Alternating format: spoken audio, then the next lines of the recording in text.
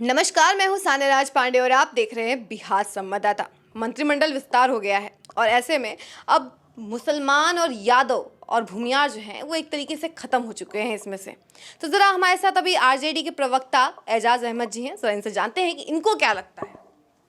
देखिए, सबसे पहले तो किसी भी सरकार का जो मंत्रिमंडल का स्वरूप होता है उसमें सभी चेहरा दिखना चाहिए, सभी स्वरूप दिखना चाहिए, वो दिख नहीं रहा।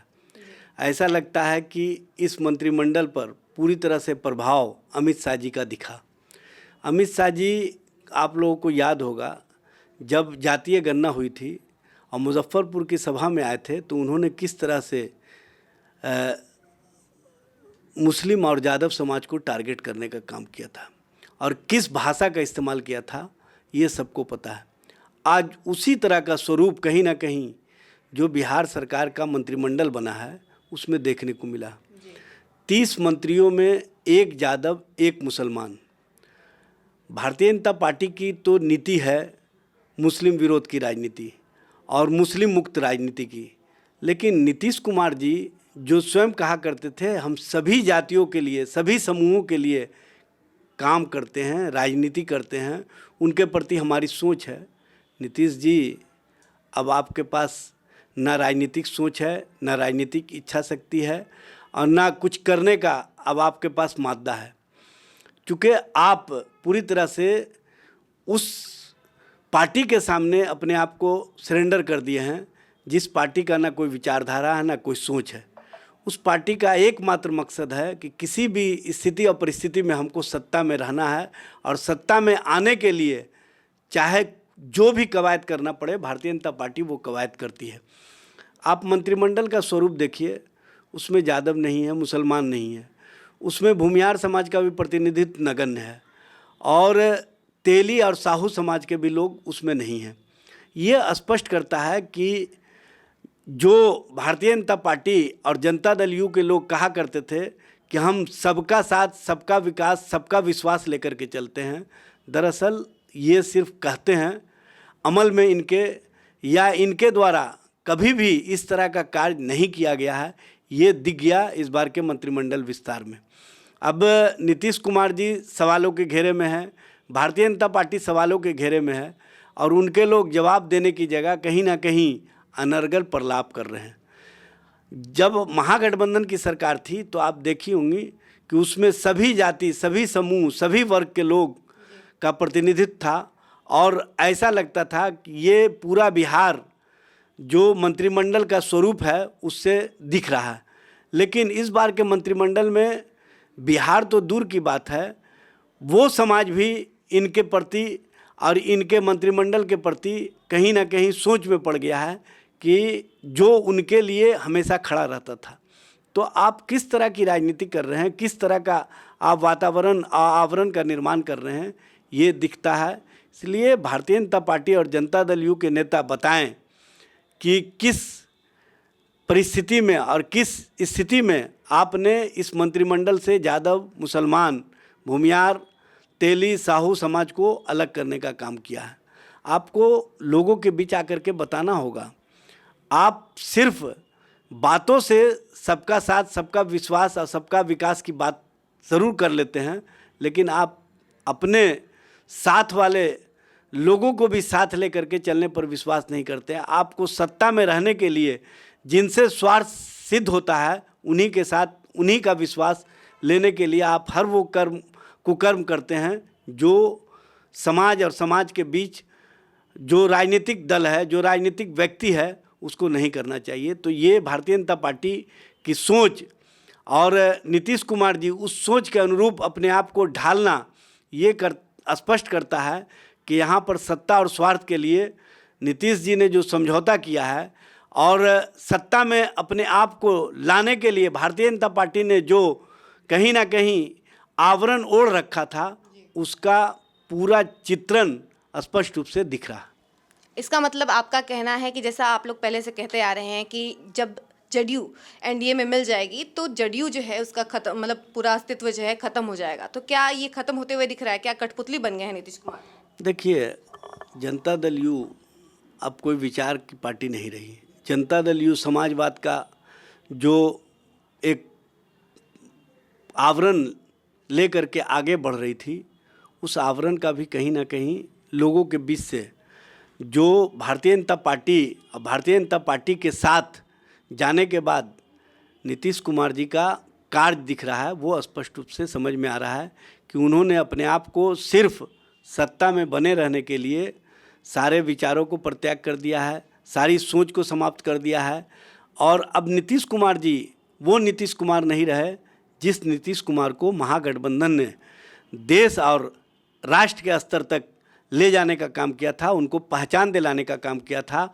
और नीतीश कुमार जब महागठबंधन के साथ थे तो राष्ट्र के नेता नज़र आते थे। आज नीतीश कुमार की स्थिति ये हो गई है कि वो भारतीय जनता पार्टी के कहीं ना कहीं जो सोच है उसके अनुसार नेतृत्व कर रहे हैं और उनके साथ अपने आप को बनाए रखने के लिए हर वो काम कर रहे हैं जो भारतीय जनता पार्टी चाहती है। मोदी हमेशा गारंटी की बात करते हैं, तो आपको क्या लगता है ये गारंटी मुसलमानों को बिहार से एक तरीके से हर जगह से ख़त्म करने वाली है? देखिए, मोदी की गारंटी का मतलब होता है नौजवानों को रोज़गार नहीं देना। मोदी की गारंटी का मतलब है 15 लाख रुपया जो खाते में आना था वो नहीं देना। मोदी की गारंटी का मतलब है गरीब, शोषित, वंचित, पीड़ित, दलित, आदिवासी को अधिकार से वंचित करना। मोदी की गारंटी का मतलब है जो समाज के एक बड़े वर्ग हैं उनको सत्ता और सत्ता की भागीदारी से बाहर करना। मोदी की गारंटी का मतलब है गरीबों की संख्या और गरीब करने की और अमीर जो इनके उद्योगपति मित्र हैं उनको हर तरह से फ़ायदा पहुंचाने की, ये मोदी की गारंटी है। और वो गारंटी का कहीं ना कहीं फैक्टर जो इलेक्टरल बॉन्ड के मामले में सर्वोच्च न्यायालय ने एसबीआई को जो दिशा निर्देशन दिया है उससे समझ में आ रहा है और उससे स्पष्ट हो रहा है कि भारतीय जनता पार्टी या भारतीय जनता पार्टी के लोग कहाँ पहुँच गए। जी, अब देखिए मोदी गारंटी की बात करते हैं और ऐसे में आप देख सकते हैं कि पेट्रोल का भी दाम कम हो गया है, डीजल का भी दाम कम हो गया है और 15 पैसा आप देख सकते हैं कि हर चीज़ में कम होते जा रहा है। देखिए, जो बिहार में सरकार है वो स्वयं मुख्यमंत्री कहा करते थे, विद्युत मंत्री कहा करते थे, ऊर्जा मंत्री कहा करते थे कि बिहार में सबसे महंगा बिजली हम देने का काम कर रहे हैं क्योंकि हमको बिजली महंगा मिलता है। जब आप तुलनात्मक अध्ययन करेंगी दिल्ली का, पंजाब का और अन्य राज्यों का, तो वहाँ पर बिजली जितने सस्ते हैं यहाँ उसका दुगना रेट है। और सबसे बड़ी बात यह है कि वहाँ बिजली में सब्सिडी दिया जाता है, यहाँ सब्सिडी कहीं नहीं है। यहाँ पर जिस तरह से बिजली के मामले में बिहार को और बिहार के लोगों को फ़ायदा मिलना चाहिए वो नहीं मिल पा रहा है क्योंकि केंद्र सरकार और बिहार सरकार अब तो डबल इंजन सरकार है। आप जो दिल्ली का रेट है, जो उत्तर प्रदेश का रेट है, उस रेट तक बिजली को लाने का काम कीजिए ना, तब न समझ में आएगा। 15 पैसा ऊँट के मुंह में जीरे के फोड़न के बराबर है। और ये स्पष्ट करता है कि आप जनता को आई वाश कर रहे हैं, जनता को ठगने का काम कर रहे हैं। और जहाँ तक पेट्रोलियम पदार्थों के 2 रुपये लीटर कम का बात है, शायद आपको पता होगा कि 10 पैसा 20 पैसा लीटर बढ़ाते बढ़ाते इन्होंने सेंचुरी से ऊपर कर दिया पेट्रोलियम पदार्थों का रेट, चाहे डीजल का हो चाहे पेट्रोल का हो। और उसको घटाते हैं जब ये 2 रुपये लीटर तो प्रचारित करते हैं, लंबा चौड़ा भाषण देते हैं, लंबी चौड़ी बातें इनके मंत्री आकर के सामने कहते हैं। ये उस समय लोगों के बीच क्यों नहीं आते हैं जब 10 रुपये से ऊपर लीटर बिजली पेट्रोल का रेट बढ़ जाता है, डीजल का रेट बढ़ जाता है, तब ये चुप्पी साध लेते हैं। इस तरह की नीति और रीति इन्होंने जो पेट्रोलियम कंपनियों को छूट दे रखी है, ये दरअसल इलेक्ट्रल बॉन्ड में सारे मामले सामने आ गए हैं। ये उन कंपनियों को अपने फ़ायदे के लिए, उनसे चंदा लेने के लिए, फ़ायदा पहुंचाने के लिए उनको जो छूट दिए हुए हैं, उसी का परिणति है कि आज देश की जनता सेंचुरी से ऊपर पेट्रोल और डीजल खरीदने को मजबूर है। और जबकि जो सरकार कच्चा तेल लेती है वर्ल्ड इससे, उसमें उसका आधा रेट पड़ता है, लगभग 55-60 रुपया पड़ता है। और आप उसको टैक्स और अन्य मामलों से जोड़ करके आप कंपनियों को फ़ायदा पहुंचाने के लिए 108 109 रुपये लीटर देने का काम करते हैं। इस तरह की नीति जो भारतीय जनता पार्टी की है या केंद्र सरकार की है, वो स्पष्ट रूप से पेट्रोलियम कंपनियों को फ़ायदा पहुंचाने के लिए है।